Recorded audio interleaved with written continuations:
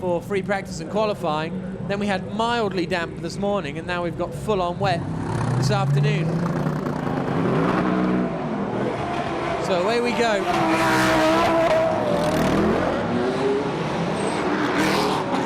The clock starts now as they pull away. But as you can see, we're under yellow flag conditions. And we will be behind the safety car for at least, I'm going to guess, for at least 2 laps. Hopefully they'll then decide it's safe to bring the safety car in. Let's have a look at how the grid lines up then. It's on pole position, Stefano Telli. Alongside him, Marcus Winkelhock in the Mercedes. Stippler and Makovicky are on the second row of the grid. Third row of the grid, we've got Thomas Jaeger and Alvaro Parent. Behind them, the first of the BMWs, Nicky Mermelhoff and Enzo Eid alongside him. Tony Verlander and Jelmer Berman in 9th and 10th position, with 11th place going the way of Aman Ibrahim and Benjamin Riche. Both newcomers to the Ford GT this weekend. It's Aman Ibrahim's first drive in a GT car, so he's got quite a learning curve. Pace wasn't too bad, but they just got caught up with incidents in the qualifying race this morning. Now you can see the first of the GT3 cars. Once again, it's Maximilian Buch in that 101 Heiko Gravity Charouz team car that has taken pole position there. Second on the grid is Alessandro Pierguidi in the Ester Motorsports entry. So the Russian entry in GT, one of the Russian entries anyway in GT3. We've also got the Russian Bears Motorsport car. But up at the front in GT1, it's all about the battle for the championship, because after this race, we've only got 2 more rounds to go. So every point now is absolutely crucial. The points have been crucial all season, but now we've been able to figure out who exactly is in the title fight. And really, to all intents and purposes, it looks like a fairly straight fight between Bartels and Berman at Vita for One Racing and Basseng and Winkelhock at All Inkle. Dusseldorf and Makovicky are now dark horses, I would suggest, and Thomas Jaeger and Nicky Pastorelli are even darker horses. As they come down the back straight. Depends what Telly and Van Thor can do here today as well. They could quite easily... Oh, and that's Mika Vähämäki. Has he dropped that behind the safety car? Certainly looks like he may have done. He drives through the grass. Max Nilsson retired that car earlier on, or has he pulled off? He's looking pretty desperate inside the cockpit, isn't he? Well, we'll definitely keep an eye out on that, because currently Mika Vähämäki and Max Nilsson are 5th in the FIA GT3 European Championship. I just wonder if he's, well, they're trying to push it back out, so unless he's tried to find reverse, unless he's driven it in and then ended up getting too close to the Armco barrier and will then be pushed back out. But he must have dropped it by himself, because it doesn't look as though there's any damage to the car. Well, there's an incident in FIA GT3 Europe. Will we get similar drama in the GT1 World Championship? There is Bartels and Berman. They had the strange thing about Bartels. Oh, there we go. Vähämäki's managed to get back onto the circuit. Now he needs to get first gear. He does get it, and away he goes. So he should be able to join the back of the safety car queue, unless he's got a problem dropping mud and grass over the circuit. But that's not really going to be the worst of the driver's problems. So yeah, he must have just dropped it by himself by the looks of things. And up into turn 9 they come. This is what, their second lap behind the safety car, so we'll keep an eye out on the safety car to see if it's got its lights out. This kind of speed, the drivers can't really learn too much about the circuit. There doesn't appear to be too much standing water, as you can see, through not much spray, because the circuit itself doesn't seem too damp to start racing. Certainly by the looks of John Watson, there is still some rain falling as he comes back into the commentary box, as Michael Bartels watches on. They've had a strange weekend, Bartels and Berman, because Berman was about to set the fastest time of the weekend when his engine blew on Friday, on Saturday in qualifying. But then since then, they just haven't been able to find the pace as they weave along the back straight. Safety car still out, as you can see. So we'll have another lap behind it as they come down into the final corner. And John is back up here with us. And John, what are the conditions like out there? Well, as you can see, they're damp, if not really wet. Drivers are concerned about standing water, but from what little I've seen, looks reasonable, and I think it's probably about time to set them free. They're well enough spaced out, so there shouldn't be too many visibility problems on the opening laps.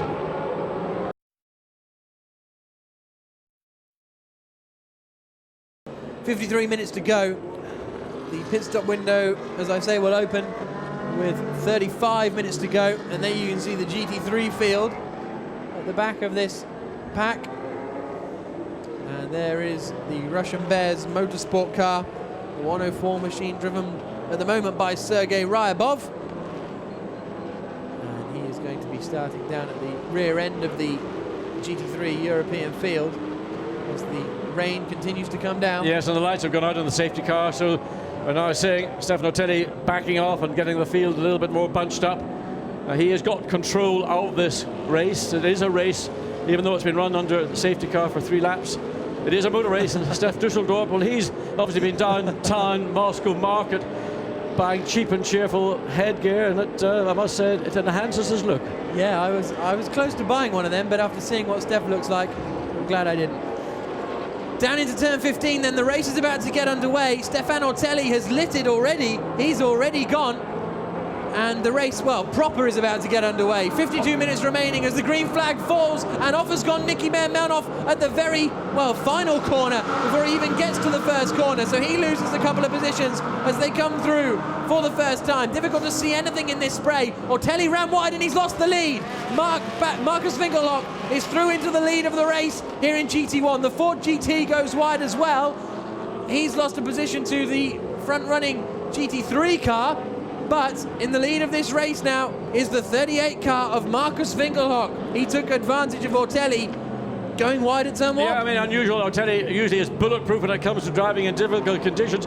Now coming under pressure from Frank Stippler directly behind him. So, and the McLaren of Makivicki, that 3-car bunch having their own little battle halfway round on what is the first lap. Oh, a big problem for the Lamborghini. Yeah, that's the 111 car, which is being started this time by David Mengsdorf. That looks like a reliability problem. We've also got Ford. Is that one? No, I think that's a Russian Bear Ferrari from GT3. That's a bit of a guess. I wonder, has the Lamborghini and the Ferrari had a collision? Possibly. Where the Lamborghini's been punted in the side with the radiators in the side of the car.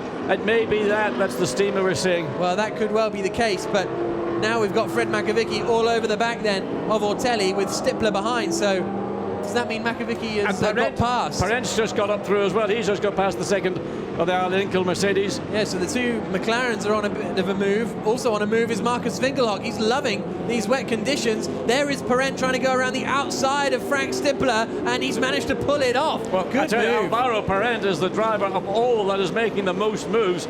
He's got the momentum. He had enough clear space between himself and the cars around him to get that momentum. Now coming down, looking on the inside into turn 15. Visibility pretty diabolical. It's actually easier to look out of the window, and we're about to see a Ferrari make a move up the inside, and he manages to force his way through. Does Tony Verlander? Yes, he does, getting past Thomas Jaeger. Good move there. Down into turn 1 comes some cars, and there's a dart out to the inside, and that's Parent going up the inside. Really difficult visibility conditions here. A safety car is being deployed. So that's, I reckon Parent didn't see the safety car and has had to dive to the inside in avoidance because it looks like a very dramatic. The entire field appeared to slow down. Visibility, you can see how much the cameras are affected. Imagine being in the enclosed cockpit of a GT car with wipers, which are efficient, but in these conditions with the level of spray, there are the 2 cars, the Ferrari and the Lamborghini. And as you pointed out, Parent may well have been on a mission, blinded but believing in blind faith that he could get down the inside and score a few more passes. He's got out of it, he's got to drop back, but the circumstances, the visibility was diabolical coming into turn 1, and while there is no apparent sign of aquaplaning as such, but the level of water now, standing water all around this 4-kilometre Moscow Raceway is considerable. Yep, it certainly is. So, well, as we take breath as the safety car comes out again, we will see exactly how the field of play is. It'll be interesting to see if Alvaro Perent gets any penalty or exactly what happens there, because he presumably made up a couple of positions. There's Van Thor and Ollie Jarvis. I bet you they're saying, aren't we lucky we're not doing this opening stint? But the rain is still falling. It's not as heavy as it was maybe half an hour ago, but it's just fallen during the period the cars were on the grid waiting to get this event underway. And the accumulation is a lot of standing water. So far we haven't had a problem with aquaplaning, but the run into turn one certainly looked pretty difficult when you had 3 or more cars all fighting for position into turn one.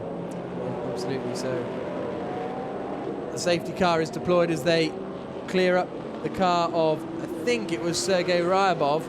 Couldn't quite make sure. We'll have to absolutely confirm that, but it was definitely David Mengsdorf, and that means that Mengsdorf and Prochik won't be on the podium for the first time in their GT3 European career, which is a bit of a shame for them as we approach the end of the GT3 European season. So, Fingerlock is leading, second is Fred Makovicky, third place is Stefano Telli, fourth Alvaro Perent, fifth Frank Stippler, sixth there is number 3, which is Tony Verlander. I think it was 3. So difficult to tell. The Ferrari's apart. Meir Melnov almost losing it under the safety car. Well, car coming into the pit lane. We're not sure that's one of the cars. Is that the Lamborghini? It's the second Lamborghini. So, look, here we see. Here's a look at the start. Yes. So talk us through it, John. Basically, Ortelli just gets it wrong, doesn't he? We see the BMW running wide on the exit of 15. Ortelli gets a clear run down into turn 1. Appears when we get to it. We will get to it. Yeah, we are. We didn't actually see what happened in turn 1 other than he actually ran wide, and that allowed the Mercedes of Markus Winkelhock to gain the momentum and go down the inside into turn 2, which is the long left-hand corner, and then sort of another brief straight before the long turn 3. Yep. So safety car still out, 46 minutes to go, and these drivers aren't going to get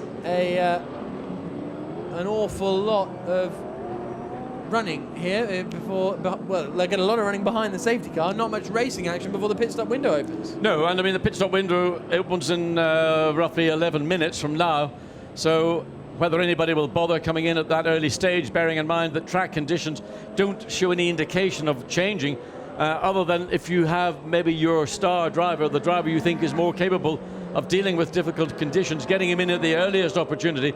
But since the majority of drivers in GT1 are all professional drivers, they're all pretty evenly matched, as opposed to the GT3 field, where you've got gold, silver and bronze star drivers. And that is an issue, where if you have a gold driver in a GT3 car, you might want to get him in if he isn't in it already. Yeah, absolutely. So it's going to be a real interesting choice once the pit stop window comes around. But as we say, we've still got 10 minutes to go before that happens. And unless the safety car is still out, then there's no real point in pitting that soon, because you want to wait for the field to spread out. As John said, a number of reasons why there's no particular rush to get out there. So we're just waiting for those 2 cars to be sorted and removed, and then this race will be back underway when the safety car turns its lights off and comes into the pits, which it's not showing no sign of doing just yet as they come down the back straight here. And this is, once again, Basseng and Winkelhock. You chat to Mark Basseng at the beginning of the weekend, and he's always, I don't know, we haven't got the pace. One of the BMWs coming in, that's Meir Melnov. I wonder if he's got a problem, because he's been twitching all the way around the circuit. Yeah, well, I just noticed when he came in the pit lane there was a twitch. I don't know whether that's because there's a little run of water at that particular part of the entry into the pit lane, but something did catch his car. Here we see how wet the pit lane is, and the drivers need to be careful running down the pit lane. There's a 60-kilometer speed limit. Nevertheless, when they're coming into their pit boxes to brake that a little bit earlier, there's a better view of it. It isn't quite as bad as it looks from the other camera shot. That camera lens is pretty much saturated. As we see the car up on the jacks, they're going to change wheels and tires, but clearly there is another issue which may or may not be related. Well, look, they're looking into the brakes to see whether there's a problem. These cars, of course, got ABS brakes on them, but whether that's a problem with this particular car, only one wheel appears to come off the left front. as Nicky Meyer-Meyerhoff sits in the car. And in fact, he can probably sit there for quite a reasonable amount of time, because the pace of the safety car is such that he could probably take a minute and still catch up to the tail of the field, as long as he didn't go too quickly. But they're looking to, they're working on that left front brake. And are they bleeding it? I can't believe they're bleeding the brake. I mean, this is something you did in the 50s. Yeah, it's certainly. But they are ABS, and whether there's a malfunction with the ABS system, or whether it's a function of water maybe getting onto the discs and giving a false read. There's so many factors that kind of a bearing on what a brake on a car in these conditions do. Remember, they've got massive air intakes to get cool air into the brakes. Frequently, teams will tape those up in these conditions to ensure brake temperature gets up to the operating level that it needs to be at, but also to keep water out, because water going onto a disc brake, you can actually, from time to time, get a film of water between the pad and the disc.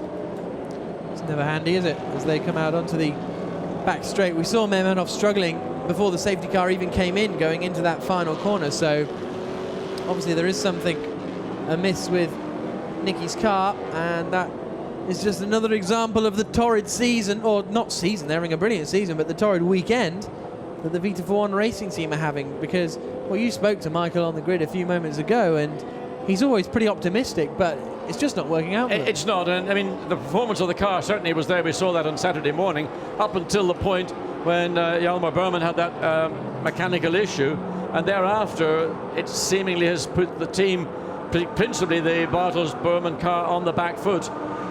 Safety car still out. You can see the conditions coming down pit straight, and frankly these conditions have not improved at all in the last 10 minutes, and if they felt they were sufficiently bad to put the safety car out 10 minutes ago, I can't see them changing their mind now. So the car is out for some more time, I have to say. Well, I think the safety car came out for those two cars that we had off down at turn 3. We had the Lamborghini and the BMWs Ferrari. are joining, by the way. Yeah, so he's a lap down. And you can. I think once that Lamborghini gets cleared, we may be able to go back racing, because the conditions are poor, but this isn't NASCAR. The conditions are poor, but I mean, if you're only removing two cars in the same part of a racetrack, you could, in theory, have a localized yellow flag station. They've chosen to go to a full yellow flag round the track safety car, and I think that the weather, it's on the limit, I think, for visibility. I think that was illustrated by what we saw when the safety car was deployed, when one of the McLarens, we think it was Alvaro Parent, didn't see it and dived down the inside thinking he was going to make up about 4 places and take the lead, and realized suddenly at the last minute that it was a safety car deployment. There's Benjamin Lariche watching on, checking out the timing screens, and he seems, he's happy. Well, he must be the only person that's happy, because everybody else must be feeling it is a bit chilly. Yes, you're right, Benjamin, but you get into that car, get a good old sweat going, and you'll soon shed off any fears of getting a chill.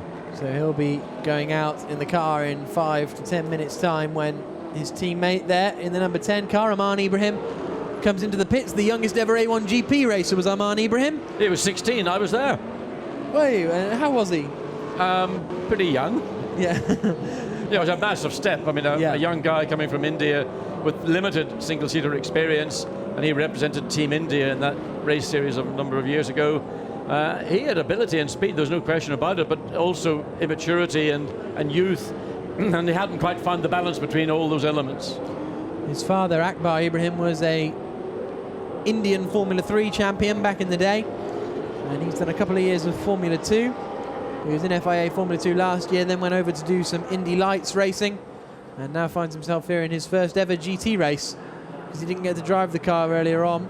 A few adjustments being made to the Audi tyres as the safety car stays out for another lap. I think what they're probably doing is lowering the pressures marginally to try and get a little bit more movement in the sidewall of the tyre, to try and generate a bit more heat. Now, that's a sort of an armchair quarterback's guess, but that would probably seem a logical thing to try to do. Yep, absolutely. Does seem like that would be sensible. 4 minutes to go until this pit stop window opens, and Oliver Jarvis is already trying to get himself warmed up as best he can. Pretty tricky in these conditions. This commentary box is fairly warm, actually. I'm impressed with that. But a lot of hot air. Yeah. Not from me, John. Not from me.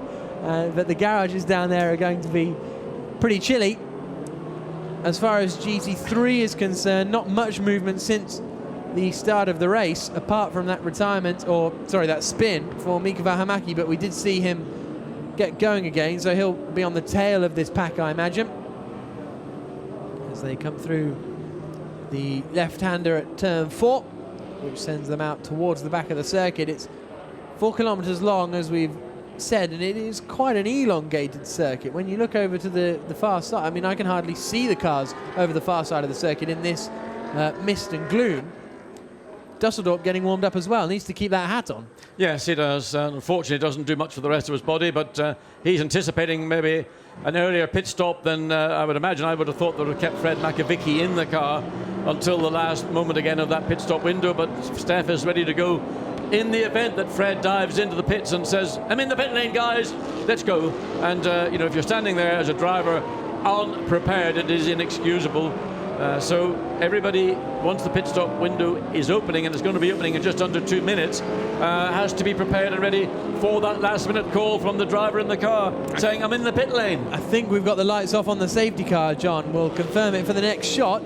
But yes, lights are off on the safety car. It will be in at the end of this lap, which will be in about 10 seconds time. And then this race will be underway with Marcus Winkelhock leading the way. Stefan Ortelli behind him. When will Fred Makovicky behind him, then Ortelli. Winkelhock gets this race back underway after the brief safety car period, under braking for the final corner. It's Winkelhock leading, Makovicky in second. Parenta's got a great run out of the final corner. He can't overtake Ortelli before they get to the start-finish line, and he hasn't, so there's no worries about that. But as they come down into the first corner, they all know one's gone wide. One of the Audis has gone off wide there. Is that Ortelli again? Yes, it is. Ortelli has gone wide at turn 1, and he now loses out to Frank Stippler as well as Alvaro Parent. So Ortelli, surprisingly really, struggling a little bit in these conditions. Well, I mean, he's done it consistently, so he must know what he's doing. When you're doing it once and making a mistake, the Ferrari now crewing up the inside of the Audi of Otello, and, well, Stefan Ortelli maybe unsettled, unseated by what's taken place, and he's lost that rhythm. He'll get it back shortly. In the meantime, we've got 2 McLarens now battling, Fred Makovicky in one car and Alvaro Parent, and I tell you, there's not a cigarette paper between them in terms of speed and ability. Alvaro Parent will want to put that car ahead of his teammate as quick as he can, and he has a look up, oh, very, very close. Managed to avoid contact at turn 9. I thought he was going for it there. He got up the inside, but he was going for it. Yeah. But it's great to see the 2 teammates battling hard. And look at that, Makovicky is not letting Parent past at all. Parent's got a good drive though around the outside, and can he make the move stick into 12? Yes, he can. So Alvaro Parent up into second position. Makovicky's holding it in there though up the inside. He's got a good run out, and Makovicky is still in second place. Great battling here. This is going to allow Marcus Winkelhock to pull away a little bit. But the great thing about racing in the wet is there is grip on the outside. The inside person has the best line, the outside person has the most grip. Well, Fred Makovicky's driving what I'd call the Danica Patrick line, holding the bottom of the racetrack and gaining by doing so. And we're seeing that Alvaro Parent taking the high line, trying to get the speed off the top of the corner and taking it, coming down into turn 15. Who has got the best position? Parent at the moment is in that second place, and he holds on to it as they come across the line. There is Stippler battling with Tony Verlander. Down into turn 1 again. It's still Winkelhock in the lead. Second place now then is Alvaro Parent, but he's only just ahead of his teammate. The rest of the cars stream through. 4th place then is Frank Stippler. 5th place is the number 3 car of Tony Verlander. Well, I tell you, Alvaro Parent told me in the grid, I said, why does the car not perform in the rain? He said, well, we'll find out in the rain. And we know that it didn't perform particularly well initially in the qualifying race in those slick conditions, but in the full rain, we're seeing a totally different performance from the MP412Cs. We certainly are. Alvaro Parent, surely it won't be long before he starts to close in now on Marcus Winkelhock. There was 2.5 seconds between them as they came across the line that time. Makovicky got a big tank slapper as he came out of turn 8 up to turn 9, and the back of the car moved one side then the other side. He managed to keep it all neat and tidy and recovered, but it just indicates how close all these cars are to the limit. Verlander close to the back of Frank Stippler. What happened to Ferrari's struggling in the wet conditions? That seems to have gone out the window. The pit stop window opened about a minute ago, and now Verlander's trying to get around the outside. Then he darts back to the outside to get a better run down into 13. That's the back end kicking out all over the place, keeps it all together, but Verlander desperate to try and move up into that fourth place. He's run down Marcus Winkelhock of the Mercedes. Quickly. Absolutely. So he has got grip, he's got bite out of the McLaren, and he's used it. He's demolished his teammate. He's about to try and do the same to Marcus Winkelhock. Down the back straight they come into turn 15. Perrent nosing towards the inside line, but he's not going to be close enough this time to make a move, but he'll try and just put off Marcus Winkelhock. Winkelhock not really troubling the apex, and the McLaren takes so much more speed through that final corner. As they come across the line, the gap was 2.5 seconds. It's now 0.4 of a second. Brilliant stuff from Alvaro Perrent. He is driving fantastically. In comes Ortelli, not happy. No, I think Ortelli's lost also the rhythm that your driver needs. Ferrari dives up the inside. Not Max Verlander, that's a tennis player. Tony Verlander, the racing driver in the Ferrari, gets ahead of the second of the Audi's Frank Stippler. So into the pits comes Enzo Ede, Stefan Ortelli, and also Niki Melnov. The BMW coming in at the far end of the pit lane. And this is the battle for the lead now. Alvaro Perrent trying to send one up the inside of Marcus Winkelhock. Winkelhock on the outside, holds the position for the time being as they now drop down the hill.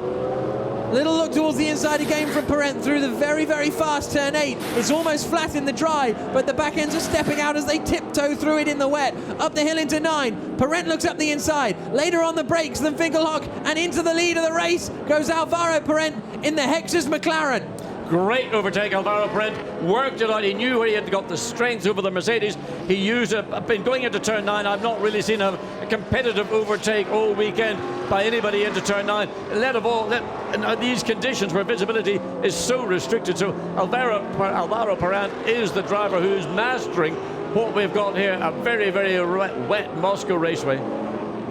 You've got some incredible drivers in this GT1 field. I mean, if Fred Makovicky there in the second McLaren is an absolute star, an impeccable GT record, but Alvaro Perrent is destroying him in the same car. This is an excellent performance from Perrent as they come down the back straight again. And look how much he's pulled out over Marcus Winkelhock, a former Formula 1 driver, in just a few corners' time.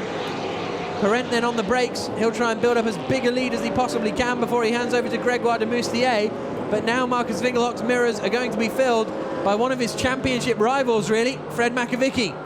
Well, Alvaro Perrent, we're sort of singing his praises. Part of the reason is he is an outstanding young driver in junior formulas. He is also a part of the McLaren operation. He has done many, many miles in this race car, and he's now getting the opportunity to illustrate just what a fine driver he is. We know how strong Fred Makovicky is in the McLaren. We know how great Marcus Winkelhock is in all forms of motor racing. He did do a brief step in a period in Formula 1, but primarily it's been in and around GTs and DTM as a driver change takes place. So Thomas Jaeger handing over to Niki Pastorelli.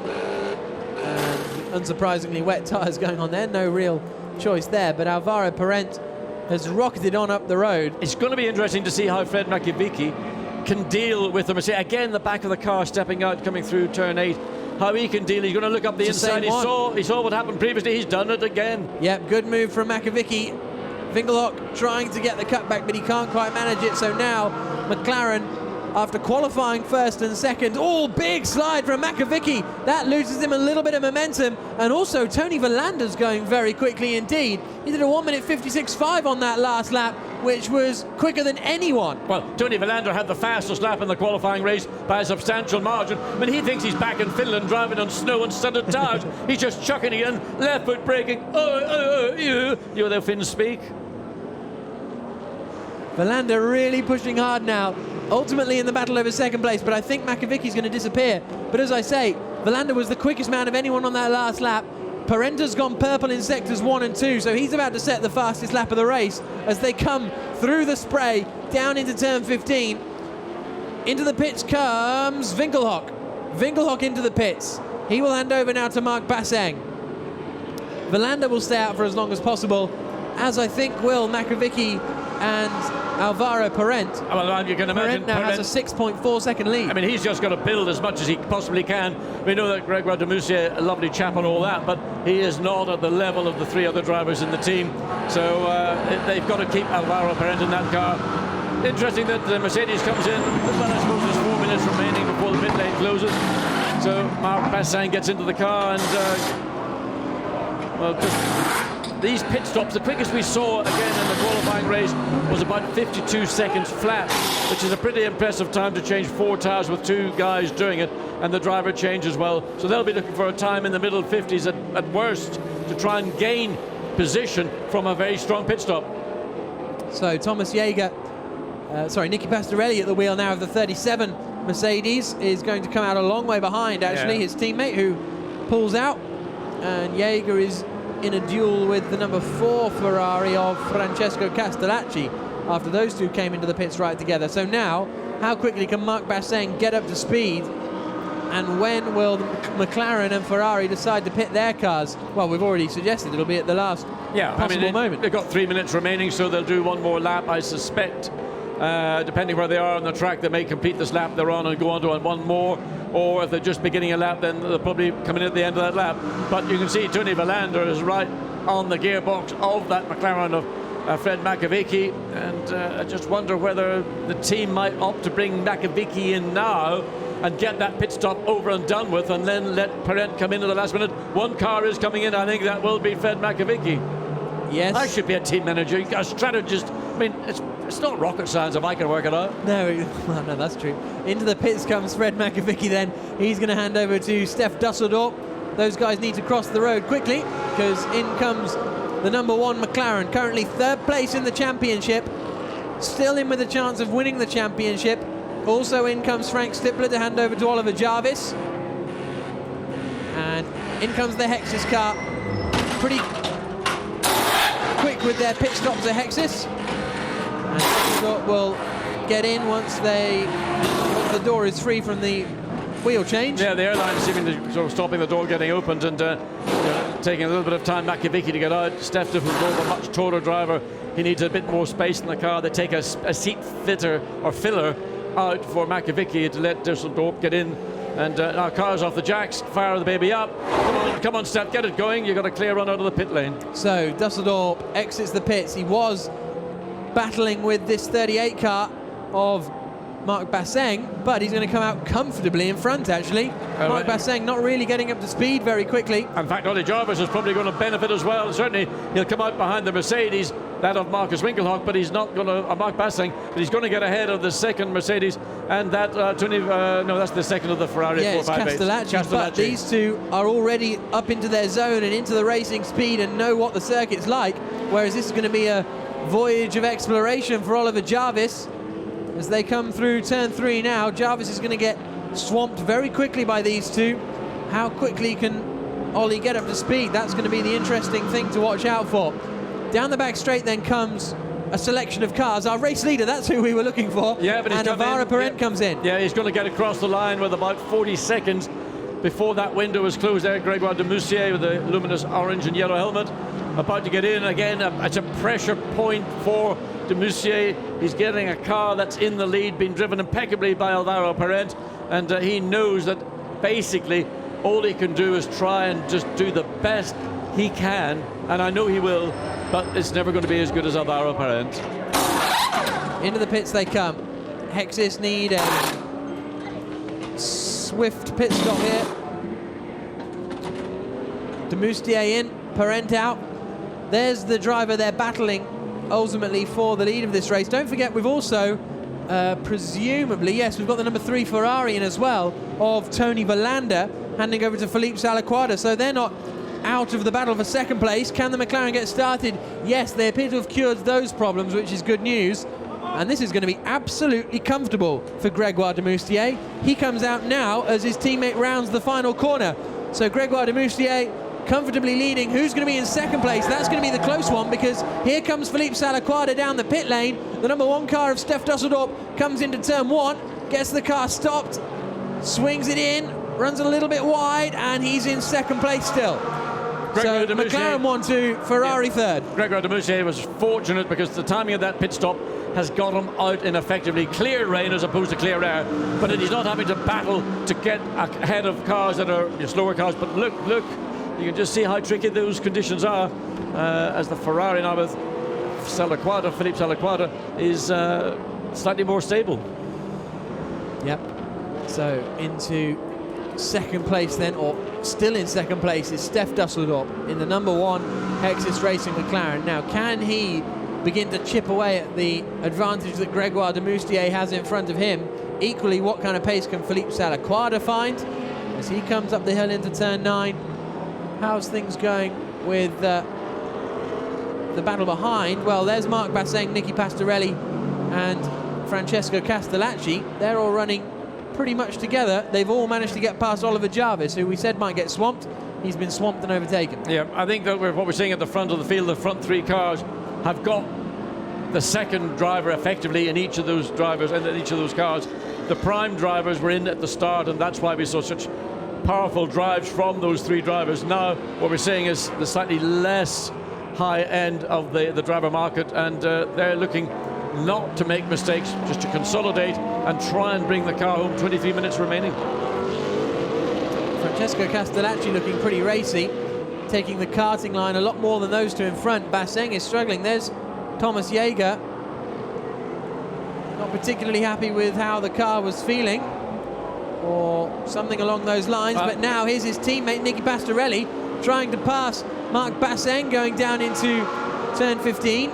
Can't do it just yet, but Basseng gets out of shape on the brakes. Surely that'll be Pastorelli through into third. It is, and he pushes Basseng off onto the grass, and as a result, loses a position to the Ferrari. He's not going to be a popular man. I think it could be a P45 in the post phase soon for that little move. Not only did he lose the position to his teammate, but he let the Ferrari get through as well, and that is a no-no. Yep, Marc Basseng, I imagine, will be quite frustrated. Well, not just that, the car looks less stable than the sister car does of Nicky Pastorelli. Look, there's the snap that gets out of shape, but then Pastorelli gets through and just mercilessly, really, pushes him off the road. Yeah, I mean, I would say a puff envelope on the floor of your flat in Germany is imminent.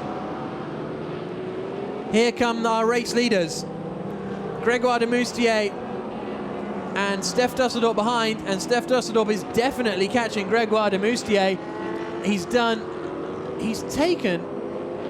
2.5 seconds out of the lead in the first sector. In the first sector, he's taking 2.5 seconds out of de Moustier. Frankly, I don't think anybody in the team would be disappointed or surprised. They just want Gregoire de Moustier to bring this car home, ideally in a podium position, which he's more than capable of doing. But you'd imagine the Steph Dusseldorp, Fred Macavicki partnership is the better balanced partnership.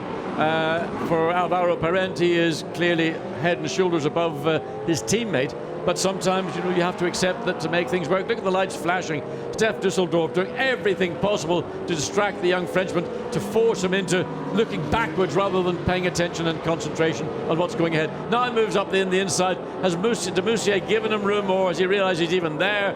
Whatever it is, he's gotten through. Steph Dusseldorp takes the lead of the race with 20 minutes to go. There's his teammate Fred Macavicki on the pit wall. A win is exactly what they need, especially with Berman and Bartels not scoring strongly. This would be very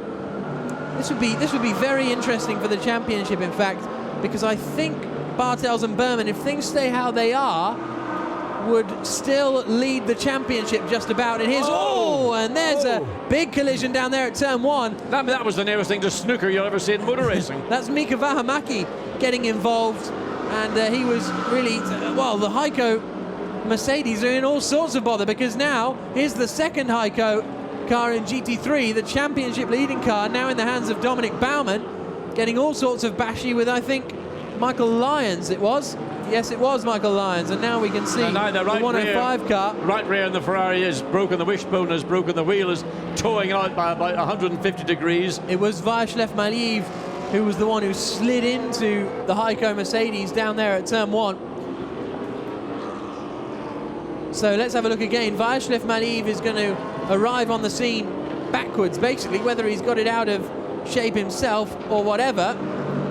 Well, he's travelling about 10, 15 miles an hour quicker at the point where he hit the Mercedes. I mean, that was a massive smack in the side of the Mercedes. They pushed it the best part of 35, 40 metres off track. That means that Nee Amorim is now leading GT3 Europe, but back in GT1 there's plenty of action to be worried about. This is the battle over the final, it's over 4th position. Nicky Pastorelli ahead of Francesco Castellacci. Felipe Salaquada's just set the fastest middle sector of anyone in this race so far. So that number 3 Ferrari's on form. There's a white flag which suggests that that's Vaishliv Maliv coming back to the pits. Yeah, limping back. Whoa, and, look at that. In the car, the right rear virtually towing the whole car one way and another. But here comes Castellacci up the inside now of Nicky Pastorelli to move up into 4th place. Pastorelli gets the cutback, and Castellacci wasn't sharp enough for that. Needed to either park it on the apex or get back across to the inside quicker. As it is, the positions stay as they are. Pastorelli 4th, Castellacci 5th. Yeah, that was good driving by Nicky Pastorelli. He saw the Ferrari making the lunge up the inside. He used the ability to cut back under the Ferrari, who was struggling for bite as it ran up to the top of the track. Let's look at it again. There you see Pastorelli on the left, and the Mercedes, the Ferrari, struggling to slow down. Then it just washes itself up to the top of the racetrack, still off the throttle, at which point Nicky Pastorelli's got his foot buried in it. The ABS on the Mercedes-Benz giving the maximum traction that they can think about, and he's probably playing on the dial saying, I don't want this much traction control, I want to control the car with my right foot. 18 minutes to go here in the first ever race weekend in an FIA World Championship in Russia. And it's the GT1 World Championship that's giving us a pretty exciting race. Stef Dusseldorp is now leading. He taking the lead away from his teammate a couple of laps ago. And this is going to move them up in the championship to somewhere in the region of 107 points, which would ultimately leave them about 15 points off the top of the championship. This battle continues. Castellacci now looking up the inside. Has he got the overlap going into 13? Yes, he has. But can he get his job done this time? The back end flies out again. But this time he should have made it stick. Yes, I think he's got his position at the part of the racetrack where the Mercedes can't come back. We've got now this long straight up to turn 15. But it looks like the Ferrari has done sufficient to stave off the attack from the Mercedes. Still running pretty much in the middle of the racetrack, now peeling over to the right, and will take the normal braking area. There's a line with which there's marker boards as well, but principally to get the entry to the corner, to get the best exit speed off the corner. The other fact that's interesting is that Grégoire de Mouzier has only 5 seconds of an advantage over Salaquada and the Ferrari. That gap is a closing gap. We need to keep an eye on that. Into turn 1 they come to start the 20th lap of the race with 16 minutes to go. And will Castellacci be closing in on his teammate? I don't think so. Dusseldorp is still the quickest man out there. That last lap was a 53.0. Salaquada managed a 53.4, but he's lapping 1.4 seconds quicker than de Moustier in front, and he's only 3 seconds behind. So the battle for second place is going to be one to watch in a lap or two. Marc Basseng, though, in the Alenco Mercedes, really struggling and is now falling back into the grips of the Audis by the looks of things.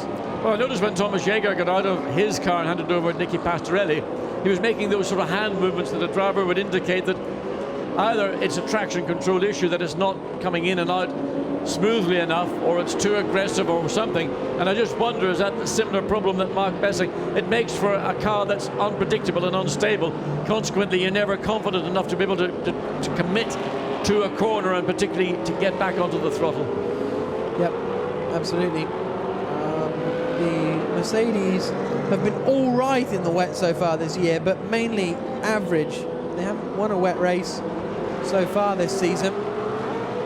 There you can see the battle for second place just below, just going out of camera shot as we now watch the battle for fourth place, which is a tiny bit tighter. But great battles going on everywhere here at the Moscow Raceway.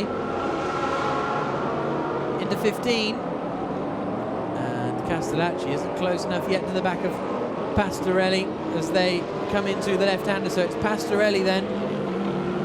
He's back into fourth place. Yeah, so that's what's happened. They're shifting around all over the place. Yeah, I mean, I think just it's a question of one part of the racetrack suits one car more than the other, and then the other is able to make the switch back. As we see the two Audis, who really we thought might be the dominant manufacturer in these much wetter conditions than this morning, and Stefano Telli really blew the whole deal on the opening lap, and they've never quite recovered from that. No, they don't appear to have the pace in the wet conditions, do they? But they've got more pace at the moment than Marc Basseng in the Mercedes.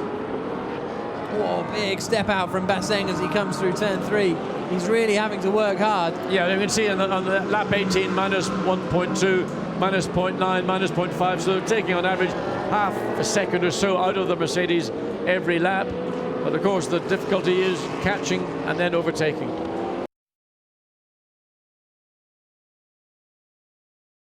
Up the hill they come into turn 9.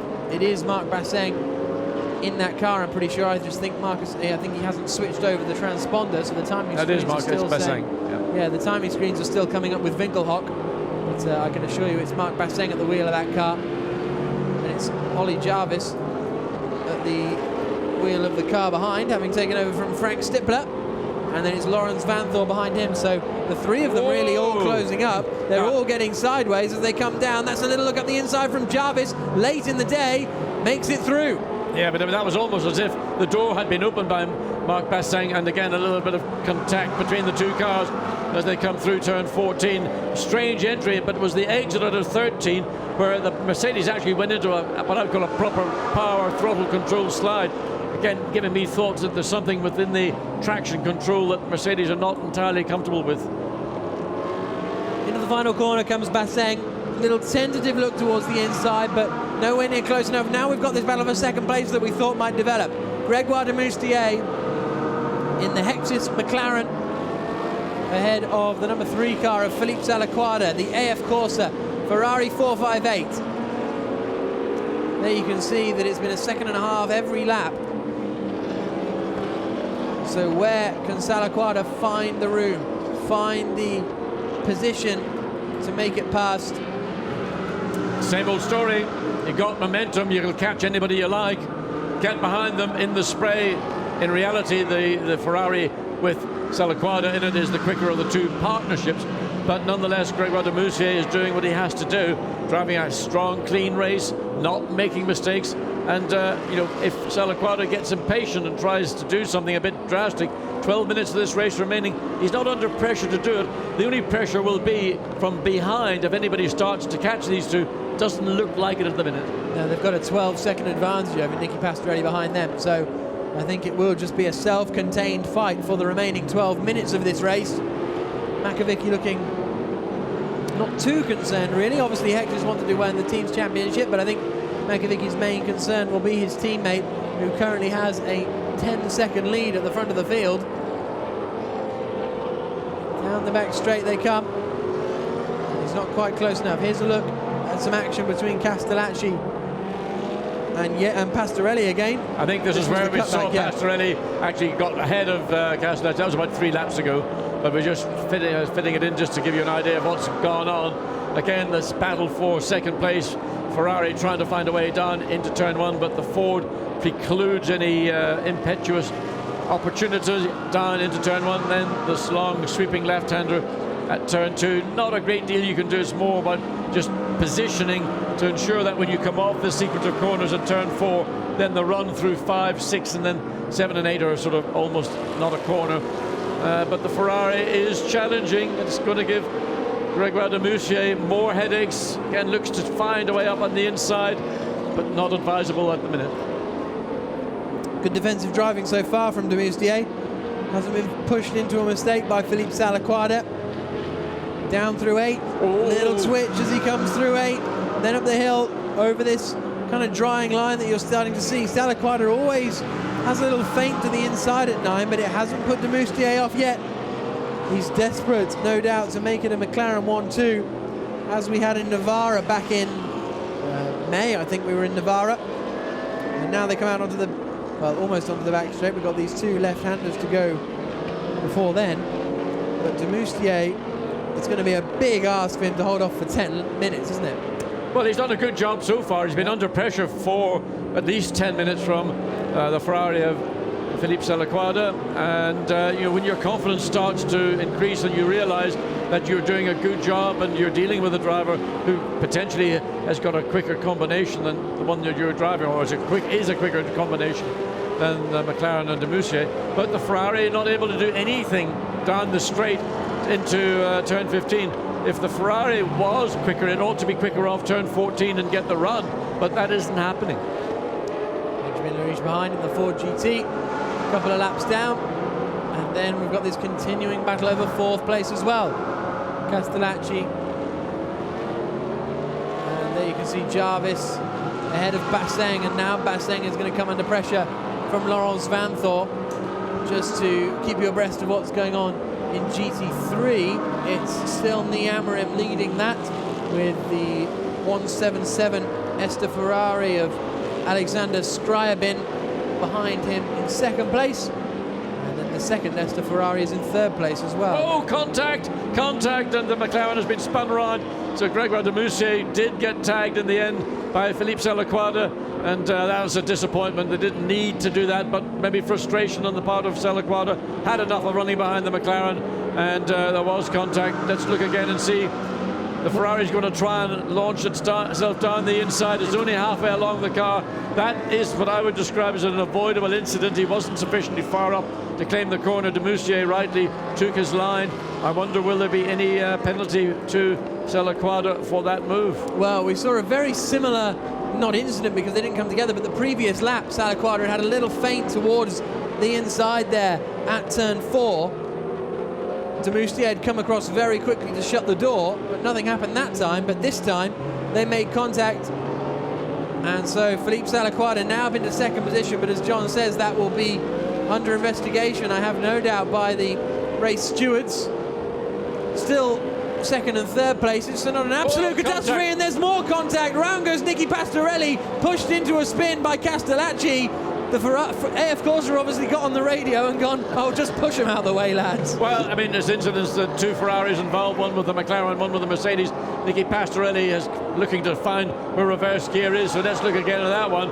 This time the Ferrari was just slightly further up of Castellacci but nonetheless, you know, there was plenty of room on the inside. It's a difficult call. That one is less clear-cut in my view, but both of them will certainly be reviewed by the stewards, unless they choose to call them racing incidents, which I somehow doubt. No, what I mean by more room on the inside was that there was no need, I suppose, for Castellacci to be that wide into the side of the 37 car, but it's always difficult to control cars in these slippery conditions, so the stewards will have a look as they come across the line. Then this all means that for the moment, Steph Dusseldorp is still leading in the number 1 Hexus McLaren. Philippe Salaquada now is in second place in the AF Corsa Ferrari. Third is Gregoire de Moustier. Fourth is Francesco Castellacci. Fifth now is the WRT Audi of Oliver Jarvis, and Vanthoor's got past Basseng as well. Now the Castellacci, the fourth place Ferrari, is only 6 seconds behind the third place McLaren of Gregoire de Moustier. So it's 6 minutes remaining and 6 seconds to go, second a lap. It's certainly attainable. It certainly is, if Castellacci can find the kind of pace that Philippe Salaquada had earlier on as they come into the double left-hander. Philippe Salaquada, the Czech driver who was hoping for a dry weekend. If he finishes in second, they'll be fairly happy with a wet weekend, because I think that might be their best championship race result of the season so far. Yes, it will be. They had a third in the championship race at Zolder, and they've won the qualifying race at the Slovakia ring, but they've yet to have a second or better in a championship race in 2012. There is Francesco Castellacci. This is going to be the lap to see how much he's managed to close in then. He was 6 seconds behind. He is now 4 seconds behind, and he's just set the fastest lap of the race on that last lap, Francesco Castellacci. Well, 1 minute 50.926. That third place, currently held by Gregoire de Moustier in McLaren number 2, is certainly under threat with 5 minutes remaining. As long as traffic doesn't come into play for Castellacci and he gets a clear run at the third place McLaren, we could have a battle for that final podium position between McLaren and Ferrari. Here's a look at the lap times that the Ferrari has been taking out. Obviously that 5 second margin wasn't really representative, because de Moustier had been punted round. Down through turn 8 then. The lights flashing on de Moustier's car, presumably in the direction of Philippe Salaquada to say, I'm not particularly impressed with that, but here comes the man on the move, Francesco Castellacci, closing in on de Moustier quickly. And I just wonder, this Ferrari, it's struggling. It's a problem. Yeah, because Salaquada has pulled over, McLaren has gone through. Unless, we'll wait and see, unless they told him to move over. No, it is a problem. You're dead right. You're dead right. This is a real problem. Not again. I know you hate to hear it, but you're right, John. The number 3 Ferrari has run into technical problems by the looks of things. Philippe Salaquada going very slowly indeed. And after a strong race performance from them, really, bit of a rude move up into second place, but they were definitely in third on their own merit. The AF Corsa Ferrari is going to be struggling, so all of a sudden, McLaren are back to potentially being in a 1-2 situation, but now the battle between Castellacci and de Moustier becomes over second place. Yes, and there we can see Enzo Eid, the young Belgian driver, and I mean he's actually 47, but he looks 14, and I keep saying to him, when are you going to grow up? And he looks a bit like a mad. Into the pits then comes Salaquada, and I fear, well, even if this isn't the end of their race, it's the end of their race in any meaningful sense. They're not going to be picking up any points now. Shakes of the head on board the AF Corsa pit wall. No obvious indication, nothing like it's a mechanical issue in terms of suspension when the contact occurred. So it must be then something more electronic. Most likely it'll be an electronic issue. Hydraulics are a smaller part of these cars. You can hear the carbon brakes, it's coming screeching to a halt. So looking under the engine cover, we'll take the thing off, mate, and have a proper look. Out of the car comes. Now it's over. He's out of the car. He knows there's nothing left. And whatever it is in the engine bay. Electronic control or pneumatic control, but certainly that car lost pace very, very quickly indeed. There we see it pulling over and letting Gregoire de Moustier take back the second place that he was sort of pushed out of. And in fact, the sister car to that, the number 4 of Castellacci, will also come into view very shortly and will take the final podium position with 2 minutes and 20 seconds to go. So just over 2 minutes to go here at Moscow Raceway, the debut weekend in Russia for the FIA GT1 World Championship. We're looking at Oliver Jarvis, who's now all of a sudden finding himself in 4th position. Up in front, the Ferrari has just set his fastest lap of the race so far. There is Nee Amorim, who we were mentioning earlier on in the Team Nova driver car. They had great success the last time out in Portimao at their home event. They managed to pick up a 2nd place, which absolutely delighted them. But Nee Amorim here looks as though he's going to pick up the race win. Him and Cesar Campanico in the all-Portuguese Team Nova driver.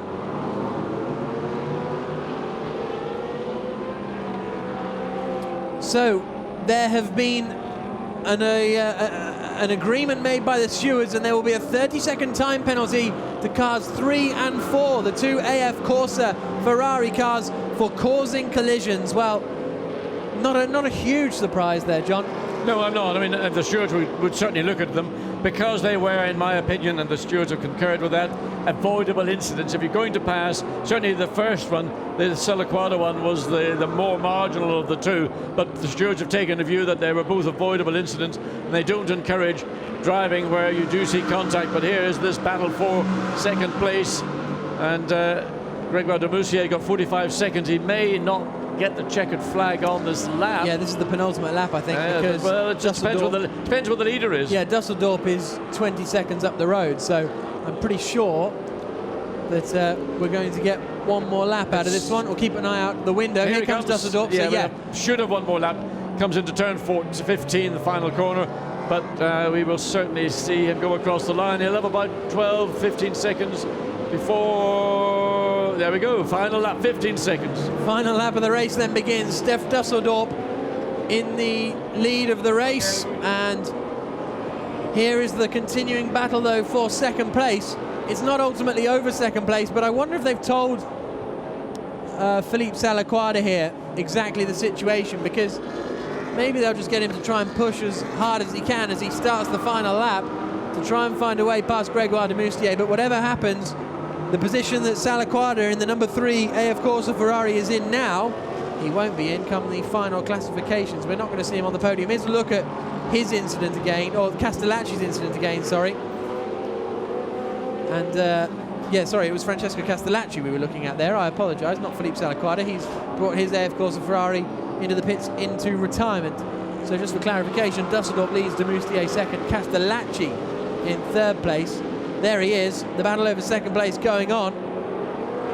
So even if Castellacci makes it through, he won't be finishing on the podium because he has a 30-second time penalty. Through turn 8, down into turn 9. So this is going to be a nice little battle. It's ultimately irrelevant unless the two come together and de Moustier ends up in the wall or something. But it's this man, Stef Dusseldorp, who looks all set to win the championship race and haul himself and his teammate Fred Makovicky back into contention, because Mark Bassang and Marcus Winkelhock are going to pick up, I would suggest, 10 points. So I think we're going to have Winkelhock, we're going to have Vita Vuon and Orlinkel at the top of the championship, joint on points. But Stef Dusseldorp wins the championship race here in Moscow Raceway, and that moves him into championship contention as well, along with his teammate Fred Makovicky. It's going to be a 1-2 as well for McLaren. They had one at Navarra back in May. They're going to have one here as well. Down into the final corner comes Grégoire de Moustier. It was a 1-2 in the qualifying race in Navarra. It's a 1-2 where it matters here in the championship race. Brilliant stuff from McLaren and the Hexis team. Fred Makovicky's always beaming, but he's beaming even more here. Third place across the line is the 4.58 of Castellacci, but I think we're actually going to see Oliver Jarvis and Frank Stippler on the championship race podium, ahead of Laurence Vanthor and Stefano Telli. And then in 5th place will be that Mercedes-Benz SLS, I think, once it's all panned out. But here comes Nii Amorim, driving the Team Nova driver Audi R8. There's the Vita Vuon Racing team cars behind. What a sorry, sorry day it's been for them. Sorry, sorry weekend. But Nii Amorim and Cesar Campanico about to take their first FIA GT3 European Championship win of the season. The Portuguese flags out on the pit wall by the checker flag. They're going to be delighted with that. That's going to help their championship position as well. But look at those BMWs. Across the line they come. 8th place for the 18 car of Bartels and Berman. That may become 7th. Let me just look at the standings. If Castellacci gets 30 seconds, he's going to be 55 seconds back. So that means he will finish in 6th place overall, that Ferrari. So that means that it will be a 7th place for Berman and Bartels once we remove the Team Nova driver car. So we'll get the full classifications for you in a few moments' time. But Stef Dusseldorp did a great job, actually. Fred Makovicky, possibly the recognised team leader in that car, but Dusseldorp is by no means a slow driver. And he has been very impressive so far this season. He was impressive last season as well with Hexis. And there's Nii Amorim, GT3 European Championship winner of this round. The Hexis team running up. Someone's taken Stef's hat for him, you can see there. Unless it's not Stef's hat, he'd just stolen it potentially. And Nii Amorim will be delighted with that. But into the pit lane comes Stef Dusseldorp and Fred Makovicky. Their 2nd championship race win of the season after Navarra. And this is definitely moving them back into title contention. Look how important this is to them.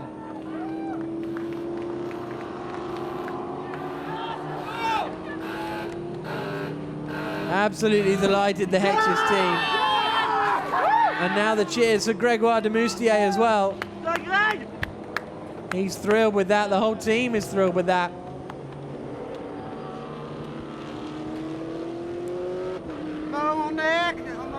We had a strong performance,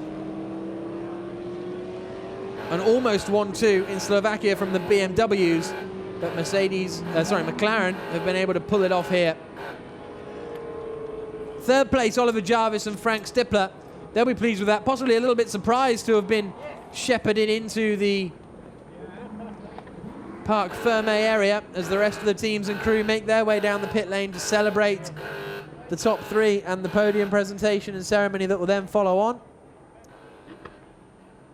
You can see Dusseldorp now with his helmet off, being congratulated. So Steph Dusseldorp and Fred Makovicky are race winners. They have moved themselves now back into championship contention, and there with John Watson. Fred Makovicky, how tough was that out there today?